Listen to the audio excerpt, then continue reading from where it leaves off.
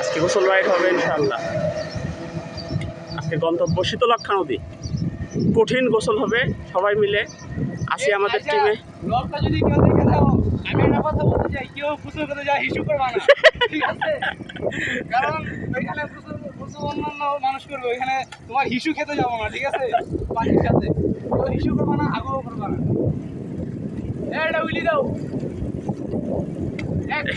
এটা হলো আমাদের বিখ্যাত হুইলার শাহরিয়ার ভাই। এখন হুইলি লাগাবে, দেখি কই হুইলি কই দেখি।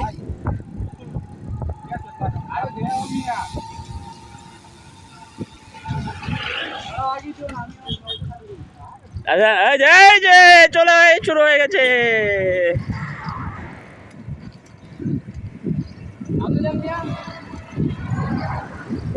এটা হলো হুইলি শাহরিয়ার ভাইয়ের। গোসলের পরে আবার একটা ভিডিও হবে ইনশাআল্লাহ, গোসলের সময়।